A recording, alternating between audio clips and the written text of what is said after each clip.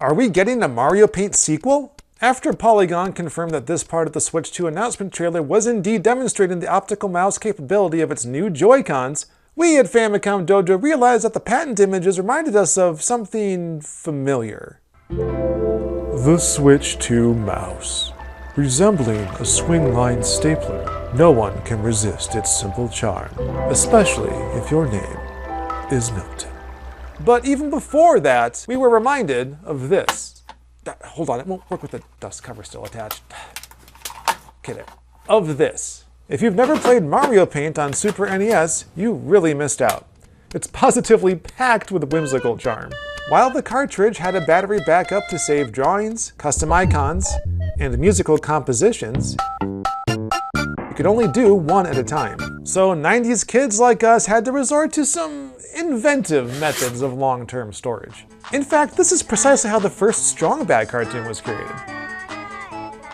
None of this worked without the bespoke SNES mouse, which was packed in with every copy of the original Mario Paint. Fortunately, there have been significant advancements in mouse technology in the last 30 years, so adding an optical sensor to the Switch 2 Joy-Cons seems low cost enough to make it worthwhile. Just imagine, day one of the Switch 2 launch, we get Mario Paint on Super NES for Nintendo Switch Online.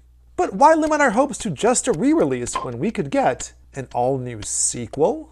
And it wouldn't be the first time. Nintendo already released not just one, not two, but 3 follow-up titles on N64, known as the Mario Artist series. If these games look funny, it's because they're not cartridges, but discs for the 64DD add-on, which was never released outside of Japan. So I couldn't tell you what these games are like because I never jumped on the chance to buy a 64DD back when they were only $400. But possibly more importantly, I never tracked down the bundled N64 mouse, which, yeah, that's not happening either. Wouldn't it be great if these games were also widely available for the first time on Nintendo Switch Online?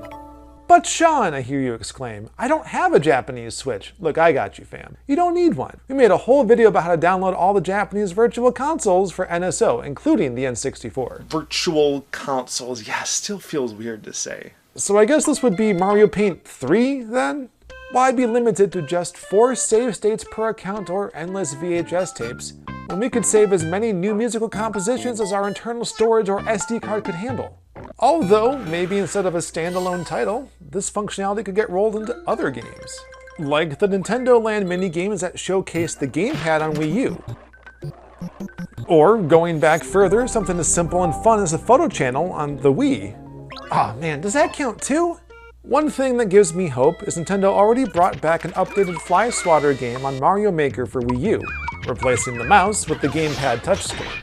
Do you think we're going to see the return of the point-and-click functionality that was missing from Mario Maker 2? And what if you could roll all these custom backgrounds and musical scores into your own Mario game? Mario Maker 3? Why stop there? Could we see a patch to restore the Wii U's point-and-click to Pikmin 3 on Switch? Or even add it to Pikmin 4?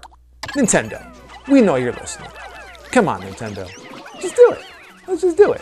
As for how this is all supposed to work physically, we think, well, I think, the revelation of both Joy-Cons having mouse functionality is less about simultaneous usage than the comfort or ergonomics of left or right-handed players. Although, 2 mouse buttons and a scroll wheel... Is Switch 2 finally getting a browser? We should know more after the upcoming Nintendo Direct on April 2nd. Until then, we can live in the hope that if they do resurrect Mario Paint, they will also bring back Totaka's song. Watch this video next to find out how to download Super Famicom, Japanese N64, or any other non-US virtual consoles for Nintendo Switch Online. And if you enjoyed this video supplemental to the Famicom Dojo video game podcast, then please also subscribe to the Famicom Dojo live YouTube channel, where you can chat with us as we record our next DojoCast episode. Famicom Dojo.